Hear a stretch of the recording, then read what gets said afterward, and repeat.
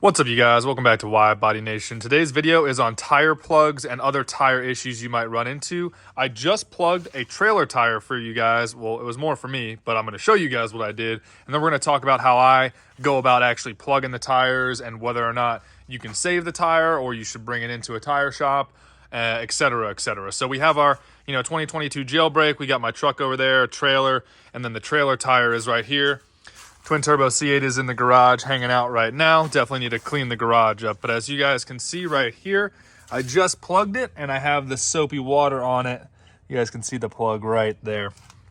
So to start off, when you realize that your tire is leaking air, obviously you're going to want to go ahead and check out where, why it's leaking air and where it is leaking air from. So a lot of times it's going to be super easy. You're going to find the nail or find the screw, but if the tire is on your vehicle, then it's going to be tough to diagnose because obviously part of the tire is touching the ground and then a lot of the tire is recessed in the wheel well. So you're going to need to take the tire off like I have right here.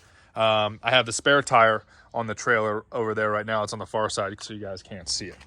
Now, you guys noticed that I already talked about the soapy water. So in order to tell where it's leaking from, if you guys either lose the hole or you're trying to find the hole, you can just grab a rag with soapy water, or you can use a spray bottle and you just go ahead and squeeze the water on there, and this is almost done. So, but you guys can see if it was leaking, it would go ahead and bubble rather excessively.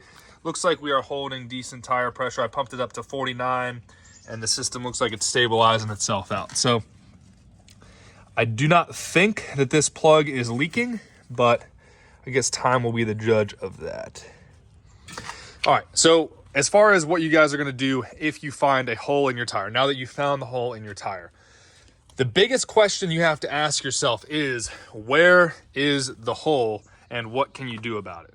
So most tire shops will plug your tire if it is within the last tread bead, if it's in between these two tread walls right here. So anything basically from where my plug is all the way to these center ones, and they won't plug anything that's on the side right here, especially on the sidewall here. But most tire shops consider the sidewall from here all the way down. So if you have anything from here in, most shops won't plug it. Now, if you want to try to plug it, that is on you.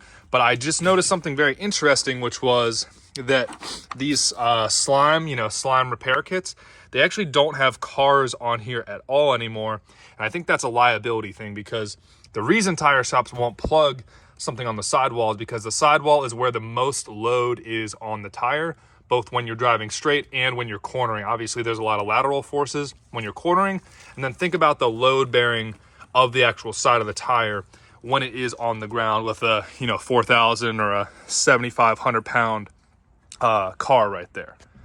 So with that being said, and don't go anywhere, Sully's checking out the race gas over there. What's up, buddy? So with that being said, you can take, if you find the hole in your tire, you could take your, Charger, Challenger, whatever car you have, or, like my Ram over there, you could take it to a tire shop or even to the dealer. And a lot of them offer free tire plugs, believe it or not, because they know that you guys, there's a good chance that you're gonna have to buy a new tire. That's why they offer free tire plugs, because they want you to come in, and then when you realize that it's like technically unsafe to drive, that is when they go ahead and say, hey, you're gonna need at least one new tire. And on a lot of performance cars, if this tire was used, that means all the other tires are already used. So you don't want one brand new tire on a performance car when you have used tires all the way around, especially if they're like tens of thousands of miles off. Luckily I don't really run into that problem because I go through tires so quickly on these cars, but that is what is going to be a consideration above just plugging your other tire. Now, as far as if they deny you deny you for safety reasons, you could just take the tire back from them and then plug it like I did, which is pretty easy. I'll bring you over to the kit. I was doing the tire plug over here because I could lean it on the neck of the trailer. But the tire plug kits, most of them come with rubber cement. They come with, one or two different types of these, rubber sticky actual plugs. These are the physical plugs.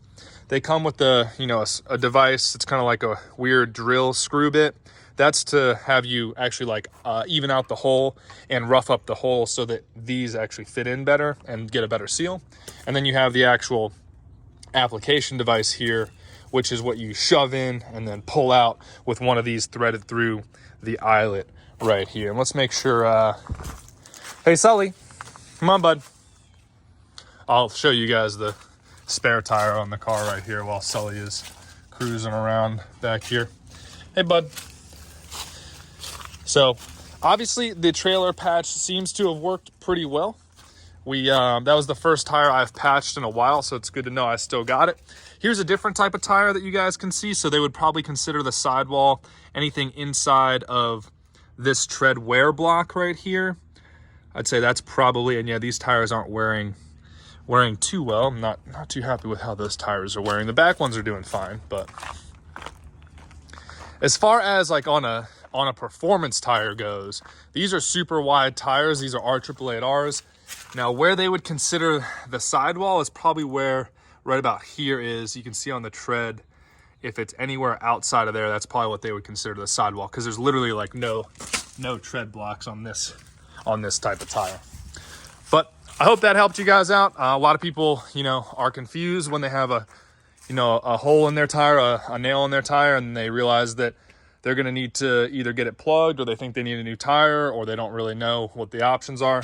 Basically, your options are plug it yourself, and then there's the whole safety concern. So plug it yourself, have a tire shop plug it, hopefully for free, or you'll have to get a new tire, or you'll have to get multiple new tires, either 2 new tires or 4 new tires, depending on your tire situation and whether or not your car is, you know, front wheel drive, rear wheel drive, all wheel drive, anything like that.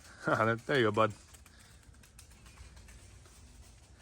Alrighty guys, well, that pretty much wraps up today's video. Let me know if you guys have any more questions, comments, concerns about tires. I know it hurts a lot, like these are $500 a piece tires, whereas, you know, a trailer tire that's maybe $100. So, you know, it does pay to know what's going on with these type of tires. You know, those are $350 a pop. Those are like $500 a pop for those tires. So if you guys can plug them yourself safely, I recommend doing it yourself or having a reputable shop do it. My go-to shop around here is Discount Tire. That is a chain, a national chain, and I like to use them because they have all their guarantees and their warranties and stuff that I buy, so I basically end up getting free tires 9 times out of 10. But the warranties do cost money, and they have nicked my wheels a couple of times. They've never done anything too bad, but it is, I mean, they have regular, you know, employees there. They don't have like enthusiasts necessarily working there all the time. So it is what it is. I like to use those warranties though, so that's why I go with them. And they have a military discount, which is nice too. So appreciate y'all for tuning in. I know these videos aren't necessarily exciting, but I think they're going to save you money. So let me know what you guys think in the comments below. Hit that subscribe button. Check out destroyer1320.com for your protection needs for your Mopars. Thanks for tuning in, and I will see you guys for the next video.